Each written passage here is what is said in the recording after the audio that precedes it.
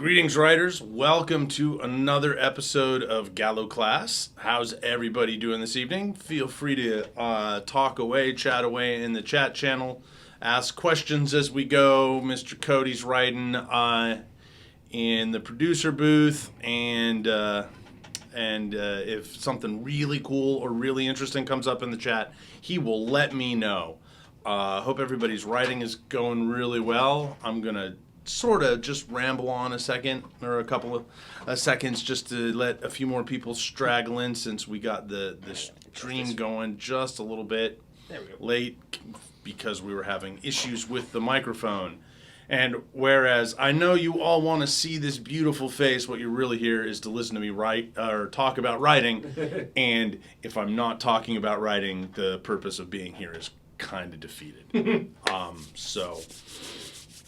Anyway, tonight we're going to talk about the various processes of writing.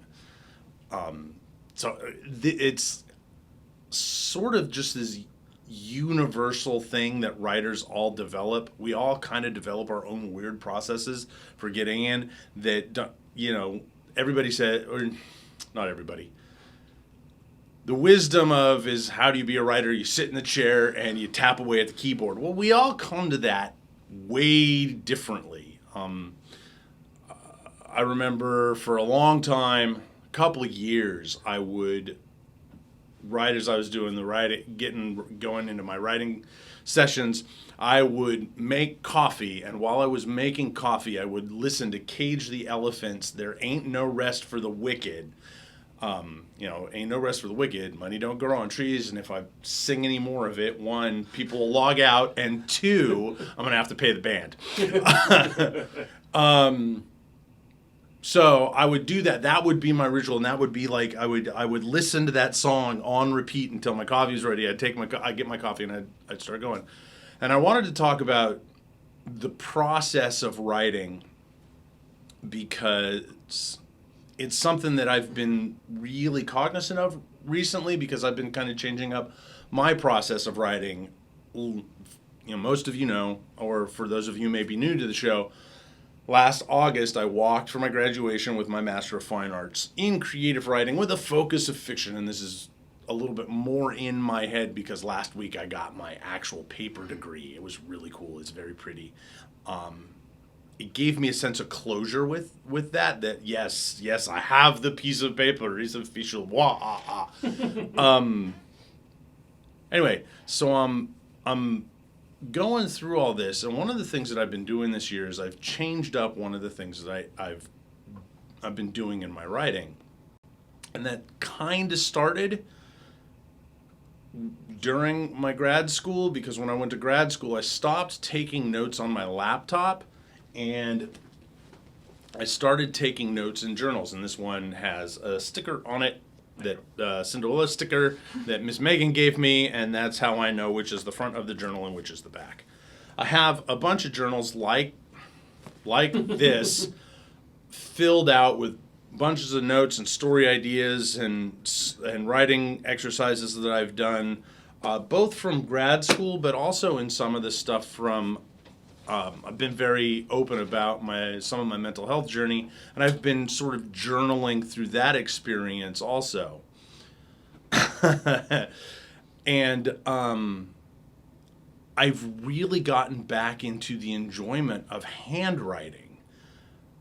And that's really kind of been something I've really noticed since I've been doing handwriting pretty much every day with the 9/10ths Project. And for those of you who haven't heard yet, 9/10ths Project, I'm writing in a novel in single-page vignettes in this journal, and the glare, there we go. With the glare, you can see I'm handwriting one page per entry, different color pen. It's kind of this really sort of tactile thing that I'm doing along with the creativity.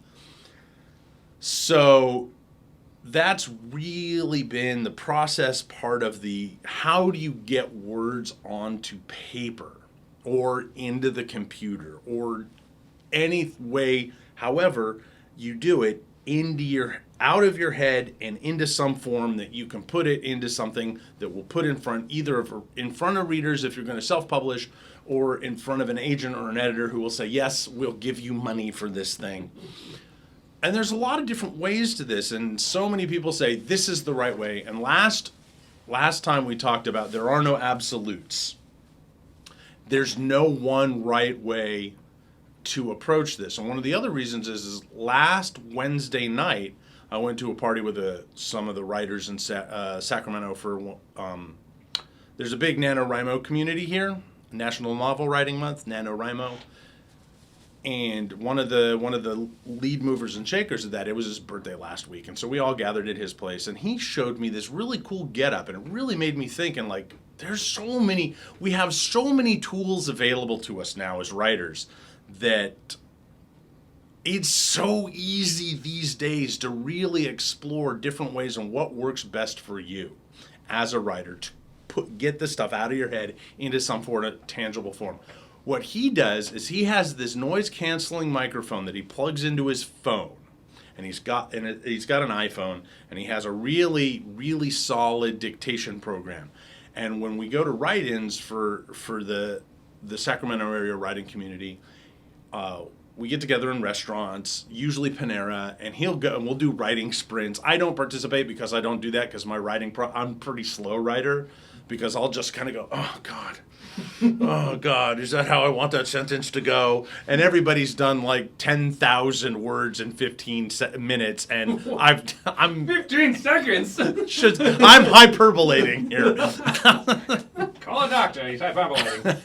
So anyway, they get like hundreds and hundreds and hundreds of words, and I like got 150 in 15 minutes because I'm just staring at that one sentence that isn't doing exactly what I want to do. But so he goes, and for the word wars, this is amazing. He dictates to his phone. His phone sends the audio recording to the cloud, where he's got Dragon Speak naturally hooked up, automatically translates it, and then dumps it into his computer already dictated into text.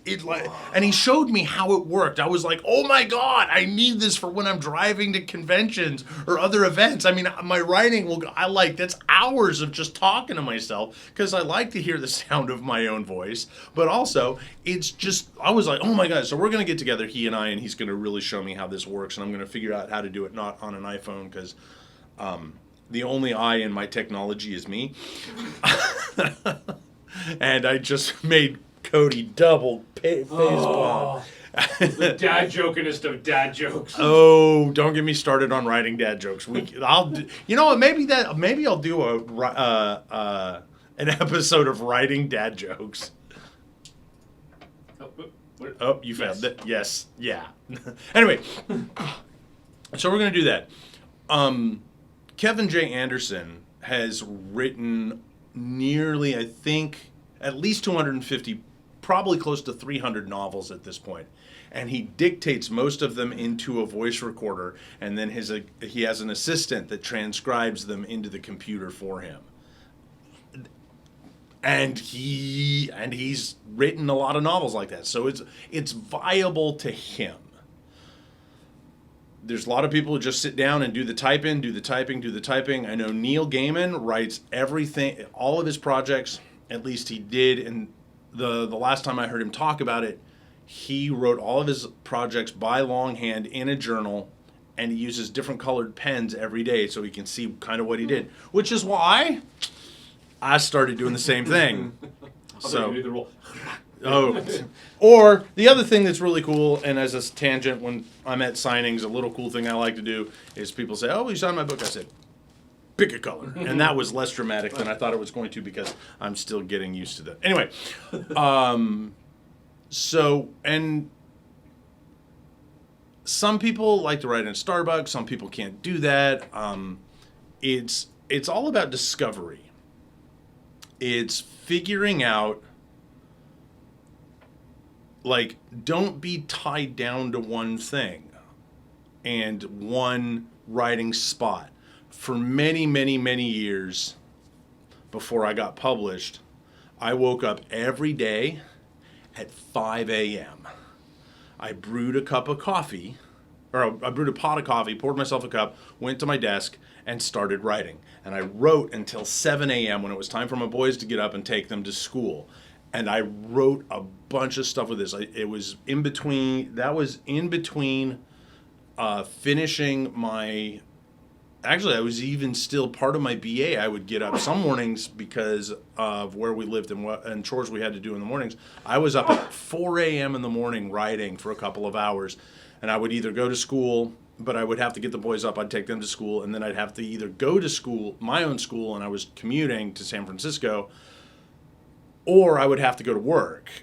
And what would happen is because I had gotten that groove on early in the morning, and I never got to finish what I was in the middle of because I was 7 o'clock, boom, didn't matter, middle of a sentence, I had to get up. Then on my lunch at work, I was like, oh, I need to fiddle around with that.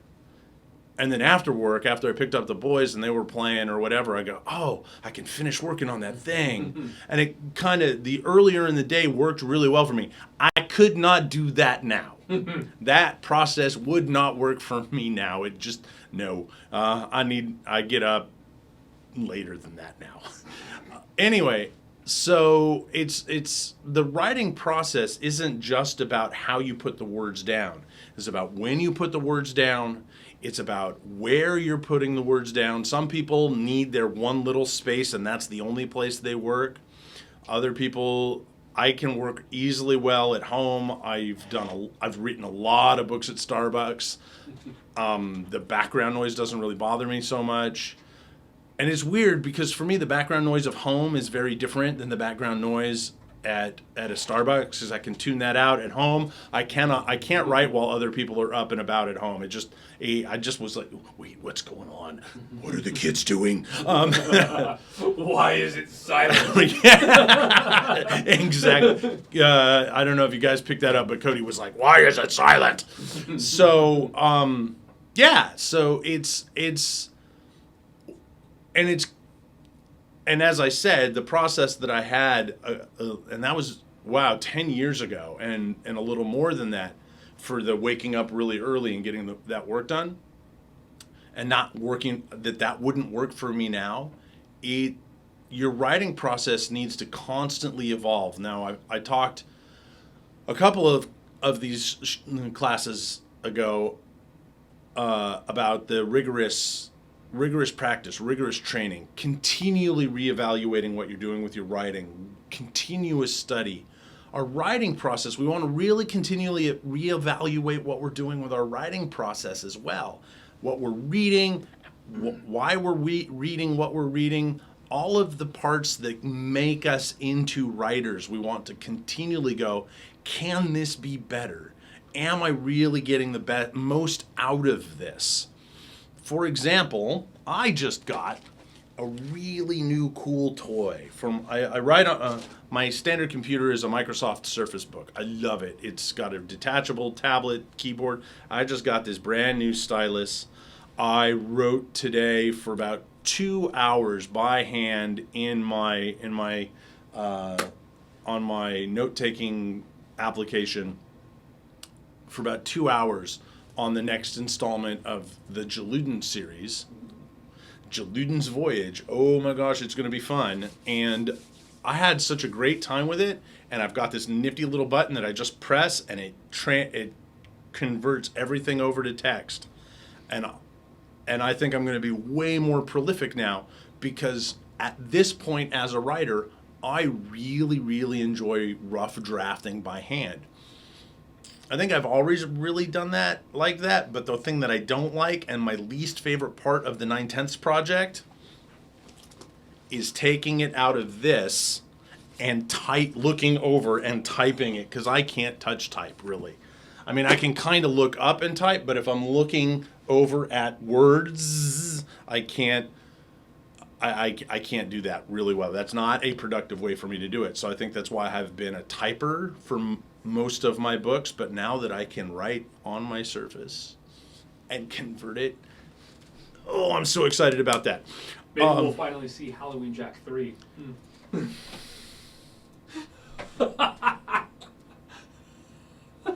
Hey, Cody. Yes! What's your favorite character in Halloween Jack? Definitely Halloween Jack. I can't say anything or spoilers. Anyway, so yeah. Anyway, yeah. So that's what I've got to say on the process of writing. Really experiment. Find out what time of day you do your best writing. Now, a lot of us will have day jobs, and I had to, when I still had a day job, I had to kind of work around when my day job schedule was, but really write at different times, write at different places, even in your own house, write in different places in your house. Oh gosh, was it Arms of the Storm? Yeah, Arms of the Storm. Yeah, Arms of the Storm, the third book in the Tears of Rage series, the original draft of that. I wrote most of that when Megan was a baby in the backyard on a fold-out table during the spring and summer of 2013. Was it 2013 or 2012? Anyway, one of those. And she would sit there in her little chair, and she would play a little bit, and I'd mess with her, but I'd write and give Robin, my wife, some peace.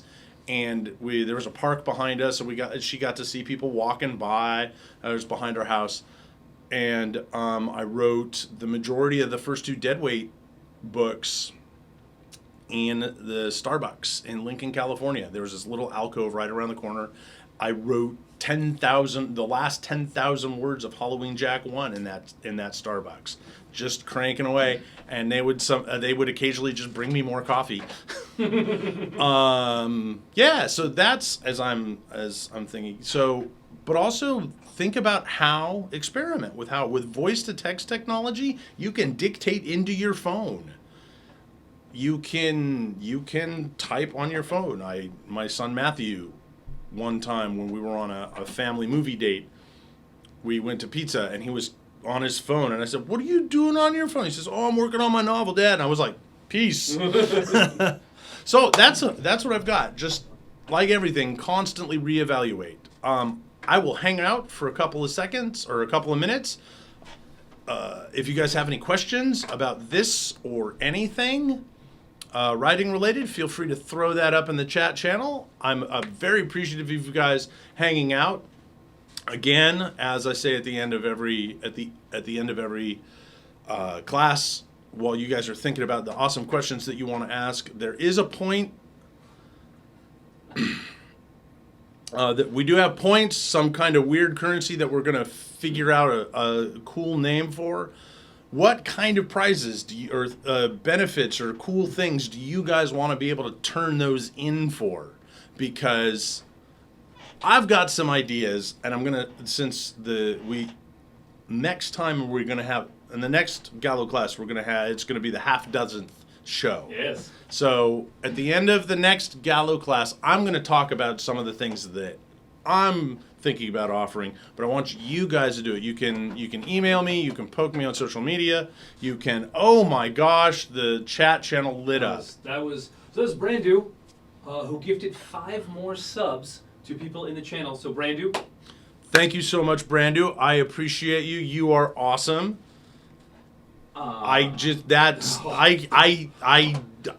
It is rare for me to be at a loss for words, but that is very awesome. So, let's see. Cashew Cat, EM Fluke, iJuggler, Practical Rook, and TSS Tech Angel. Should you might guys want to say a thank you to Mr. Brandu because he just gave you guys a subscription. So we have a question from iJuggler. All right. What's a good indication that your process is failing, that your space is hurting your process? That's a great question. And part of me wants to say, or my initial reaction is when the work feels like work, but that's not accurate because sometimes the writing is going to feel like work. But so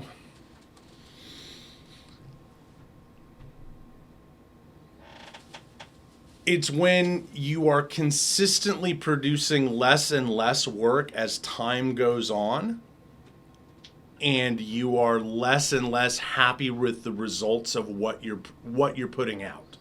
So that means something, or it's not that it means something's wrong, but it's a really good indicator of that something about your process, whether it's the time of day, whether it's the environment. Maybe it's that you've stagnated in your writing and you need to give yourself some new cool bells and whistles in your writing that you haven't really learned anything new, which is part of the process, is continual learning, like I talked about last time. So say it's been a couple of weeks to a month and you're still lagging, you're like, wow, I'm not getting as much writing done in each writing session as I used to, and I'm really not consistently happy with the work I'm doing. Say you go to Starbucks after work on the way home, I'm pulling ideas out, and you work for an hour and a half and then you go home. Maybe just go home. Or I remember I wrote the very first draft of a very, very terrible story that I later fixed up into what would become Jaludin's Road. I wrote that on my lunch hours in my office when I was working as a web design intern in Silicon Valley in the 90s. So, mix it up. I remember also, oh gosh, I don't even want to think about how long ago that was, but I worked graveyard at a 7-Eleven, and I wrote all night. And then one day I was like, this just isn't working. So I just started reading for a while, because I was writing, sleeping, writing, and I wasn't reading that much. So remember, it also might be that you need to read some better books too. Not because we want to constantly be improving the quality of what we're reading, because that's going to affect the quality of our writing. Do we have any others in there? No, I kind of have a follow-up for that one. Okay. Do you have any hard and fast rules or things that you almost always advise against as part of a writing process? So there's the old Hemingway chestnut: write drunk, edit sober.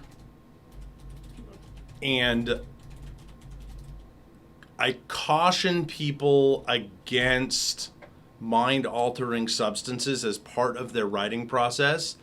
And that's as somebody who has consumed copious amounts of whiskey while he has been writing, along with Angry Orchards or Rum and Cokes or whatever. It is very, very, very, it's way too easy to use that as a necessity for writing, rather than as a, hey, I'm just gonna have a nip of something while I'm writing. Monte Cleo said, I think the best. I'm going to turn this on because I'm talking. Oh, I can't do it. I'm terrible. There we go. Monte Cleo, I think the best thing I figured out was to realize that no one else knows what my process should be. I tried Stephen King, etc. Oh, exactly. It's like what we write. When we write something, we want to make it personal. Right? It's got to contain some aspect of ourselves. And our process is just as individual, or even more so.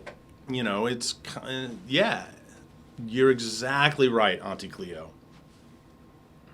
Kata said, I'll say for me, writing drunk is more fun and maybe more profuse, but not better. I don't know who's behind that handle, so I can't, and I don't know that I've ever seen your writing, either written drunk or sober, but you're probably right. Cashew Cat says they knew you from 2007 to 9 or so. It's on the list after this salvo of college classes. Fair enough. I missed the reference. I was just like salvo. Okay. Was DC. Oh, okay. Cool. All right. Any other last minute awesome questions? I really liked that one. That made me really think about stuff. So sorry, I didn't mean to interrupt. No, it's all good. I was kind of done. So any other last minute questions about process or process or anything writing related? I kind of have one. Okay, Cody has one. A lot of people get inspiration from things like music or other sources of media. How careful should people be of too directly copying things from those inspirations? Oh, that's great. So if you're going to put musical lyrics into your music or into your writing, you have to get permission. You have to get permission. It's referencing other media is tricky.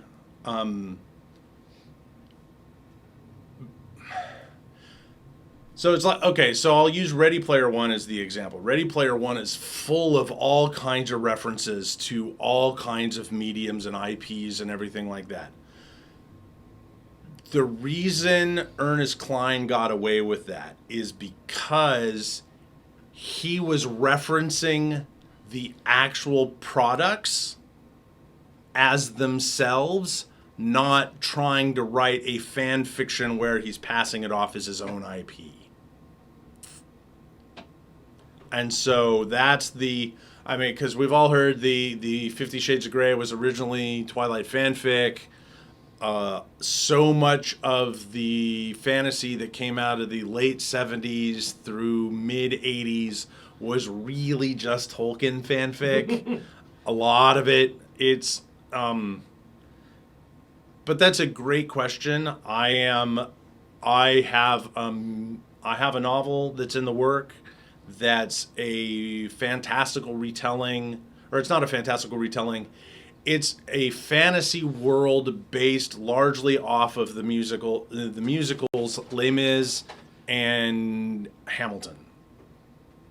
But it doesn't. I'm not using any of the music of either of them.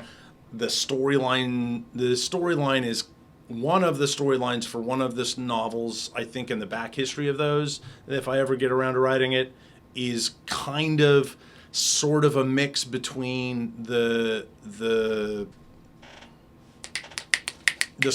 mashup of the storylines of Les Mis and Spartacus, but I don't reference any of those, and I probably will disguise it so completely out of any kind of recognition that anybody that doesn't know it wouldn't. But you get your inspiration everywhere. Like, by the time you're writing stuff that other people are going to give you money for, you will have become skilled enough to take the nugget, the kernel of the inspiration from the other thing, and turn it into something unrecognizable to anybody, unless you say, "Oh yeah, I got that," and they go, "Oh yeah, I totally see the connections now." But yeah, don't use lyrics unless you have permission, or unless you, So, anything else? Do we have any? I will give it like 30 seconds for one more awesome question. Come on. There you go. Just so you guys know, it is on follower-only chat, so if you do have a question you want to ask, go ahead and hit that follow button so you can join us. All right. So, next time in 2 weeks, we will, in 2 weeks from tonight, we will be doing another Gallowclass, 7 p.m. Pacific time. That is going to be location. I'm going to talk about setting. I have quite a few things to pontificate on that subject of the craft and mechanics of fiction. Again, if you guys have any ideas of things for the being able to turn in the points that we're going to have, for different things, that if you have things that you would like from me, that you can give me these artificially constructed Twitch points for, let me know. And I am also, if you go to the Gallowclass page on my website, mtoddgallowclass.com/Gallowclass, as we type that up really quick. Shots. No. Who's? Oh, Auntie Cleo. No. All right. Oh, you know what though? Maybe. So the other thing is What have you done?